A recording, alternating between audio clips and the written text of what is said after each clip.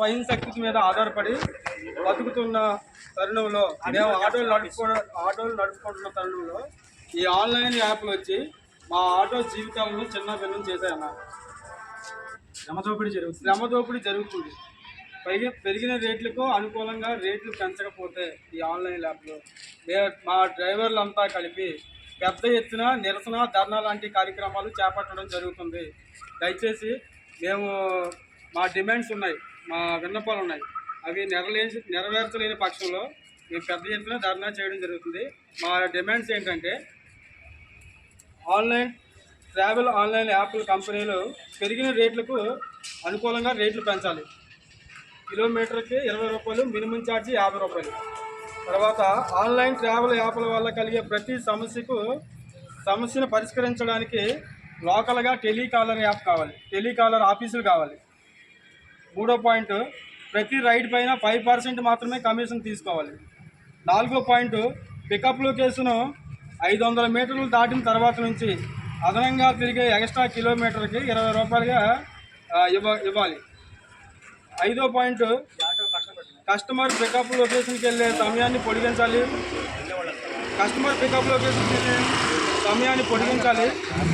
తిరిగిన ఎక్స్ట్రా కిలోమీటర్లకి మరియు in టైంలోపు location చేరుకున్న తర్వాత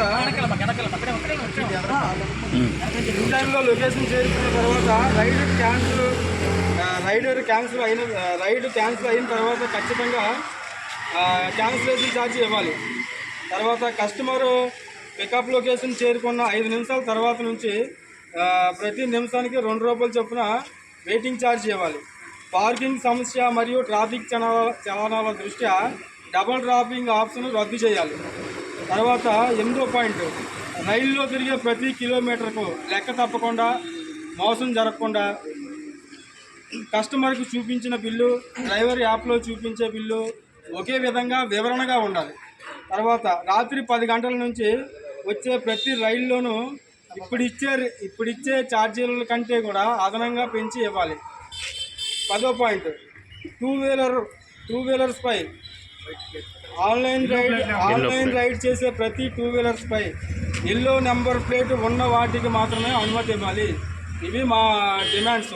ఈ డిమాండ్స్ను నెరవేర్చలేని ఎడల పెద్ద ఎత్తున విజయవాడలో తిరిగే ఆన్లైన్ ఆటో డ్రైవర్లంతా కూడా 20,000 మంది ఉన్నారు. ఈ 20,000 మంది కూడా మేము పెద్ద ఎత్తున ధర్నా చేసి మరి ఇక్కడి నుంచి వీటిని మాకు సమస్యలు పరిష్కరిస్తే ప్రాబ్లం లేదు, మేము తోలుతాం. ఒకవేళ సమస్యలు పరిష్కరించలేని ఎడల మరి ఈ యాప్లన్నింటినీ కూడా తిరిగి పంపించడం జరుగుతుంది. మరి మా డ్రైవర్ల మీద మీరు ఆధారపడి ఉన్నప్పుడు మీరు కస్టమర్కే కాదు బెనిఫిట్ చేయడం, యువతల డ్రైవర్లకు కూడా బెనిఫిట్ చేయాల్సిందిగా మీ ఆన్లైన్ కంపెనీలకి మా డ్రైవర్లంతా తెలియజేయడం జరుగుతుంది. కాబట్టి ఈ విషయానికి మీరు వెంటనే పరిష్కార మార్గం చూపించాలని మేమందరం కోరుతున్నాము. ఓకే.